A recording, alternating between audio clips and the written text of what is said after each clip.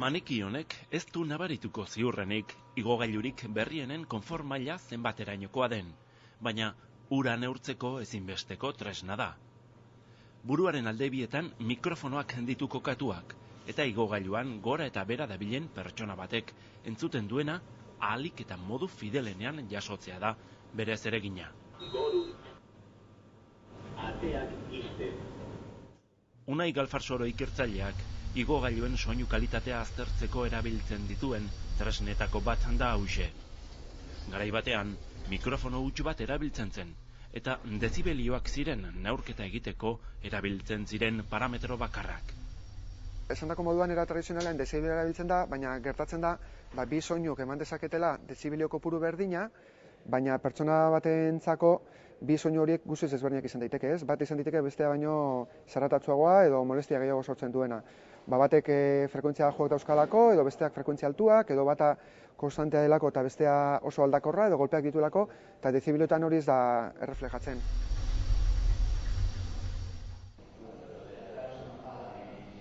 Lortzen den soinua, bidaiari batek entzungo lukenaren ahalik eta berdinena izateko pentsatuta dago dena.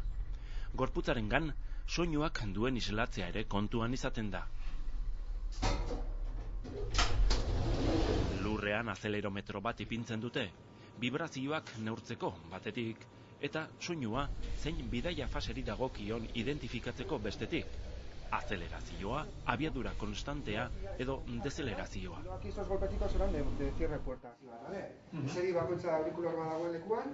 Behin soinua grabatuta, dezibelioen neurketa hutsetik haratago doan metrika erabiliz aztertzen dute.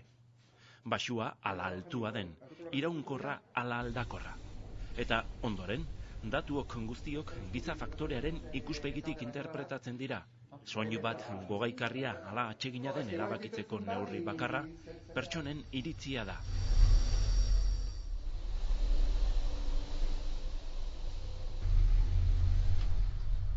Horretarako, epaimahai bat osatzen dute, grabatutako soinua parametro subjektiboen arabera neurtzeko.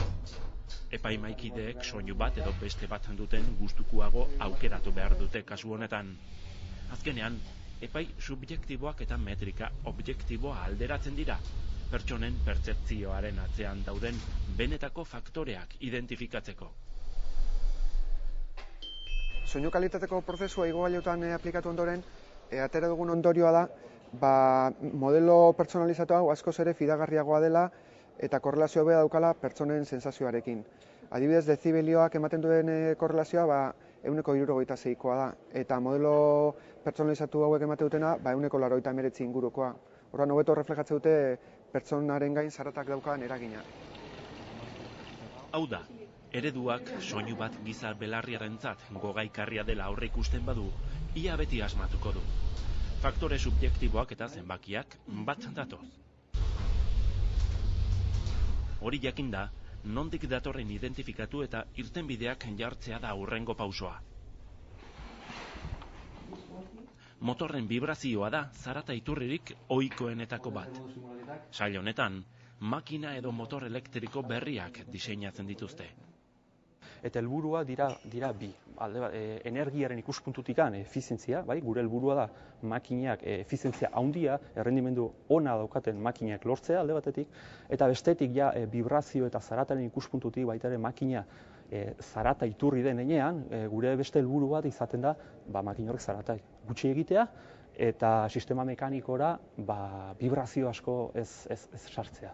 Hemen ikusten dugu motor iman iraunkorren motor baten egitura, imanak joango lirateke muntauta hemen errotorean berdez ikusten dituguna dira, eta hemen betetzen den erlazioa da imanen potentzia ordun eta handiagoa izan, motorra ordun eta txikiagoa da eta efizienteagoa. Ze ulertzen dugu imanen potentzia diogunean? Imanak energia gordetzeko daukan ahalmena.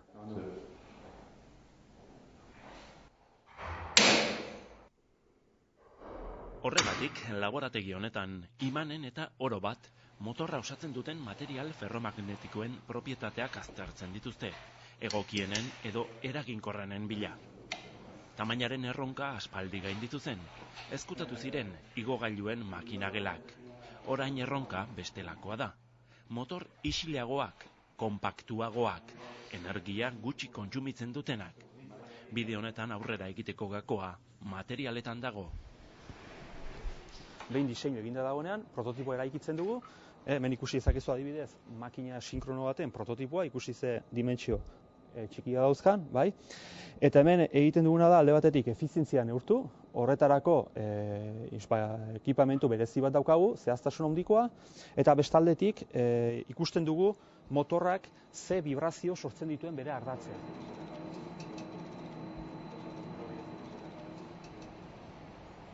Ikusitako ikerketa lerroak eta beste batzuek igogailu forma hartzen dute hemen, Hernanin, Oronaren ikerketa zentroan. Igogailu bat kanpotik ikusten dugunean oso gauza sinplea dirudi, baina benetan hori lehiakorra, efizientea, ekologikoa izateko, bai behar duela garapen teknologiko handi bat.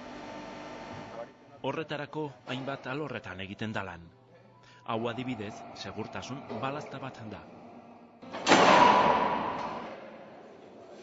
Ateak hondatu gabe zenbatetan itxi eta zabaltzen diren ari dira neurtzen hemen.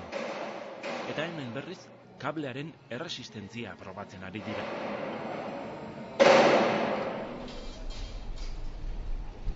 Kableak elementu oinarrizkoa dira igogailuen hobekuntzan. Ez bakarrik, kutxa bertatik zintzilik dagoelako.